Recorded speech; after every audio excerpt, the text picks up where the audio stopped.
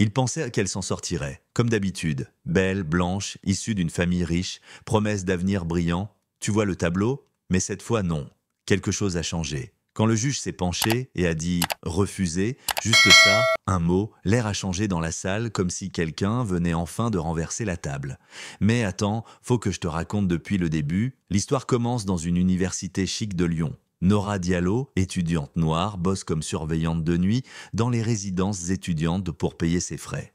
Un soir, alors qu'elle finit son service, une étudiante bourrée débarque en talons, mascara coulant et haine en bouche. Elle s'appelle Camille Durand. Blonde, hautaine, vomissant des insultes racistes comme si elle les avait apprises par cœur. Et puis, sans prévenir, elle claque Nora. En pleine face, devant témoins, devant téléphone, devant le monde, Camille se fait arrêter, bien sûr. Mais ce n'est pas ça qui choque. Ce qui fait la une, c'est sa famille. Avocat prestigieux, papa influent dans l'immobilier, maman ex-mannequin reconvertie en philanthrope, il plaide la crise psychologique, l'alcool, la pression des examens. Tout sauf le racisme. Le procès a lieu. Camille est reconnue coupable. La presse s'agite, puis oublie.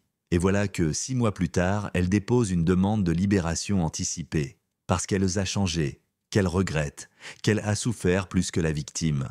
Tu sens venir le truc? Mais ce jour-là, dans la salle d'audience, il n'y avait pas que la juge.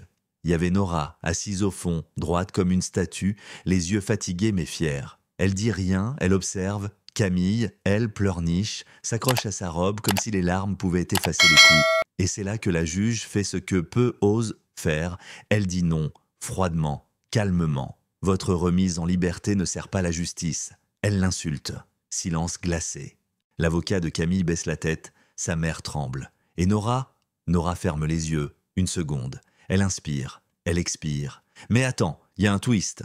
Dans le couloir du tribunal, une autre voix s'élève. Sophia Benatia, discrète, lunettes rondes, étudiante en médecine. Elle déclare qu'elle aussi a subi les moqueries racistes de Camille. Pendant des années, elle n'avait jamais parlé, jusqu'à maintenant.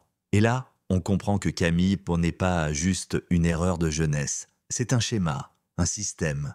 Et aujourd'hui, ce système a pris un coup dans les genoux. Le soir, Nora sort du tribunal, il pleut, elle lève la tête vers le ciel, murmure un simple « enfin » et s'en va sans regarder derrière. Pas de caméra, pas de fleurs, juste une femme debout. Tu vois, la justice, c'est pas toujours un grand discours. Parfois, c'est juste un non au bon moment, lancé droit dans les yeux de l'impunité. Mais maintenant, c'est à nous de parler. Est-ce que ça suffit? Est-ce qu'un seul jugement efface toutes les injustices passées? Ou est-ce juste un miracle isolé, dans une machine rouillée? Dis-moi ce que t'en penses dans les commentaires. La justice a-t-elle triomphé? Ou est-ce qu'on vient juste d'apercevoir une étincelle dans l'obscurité?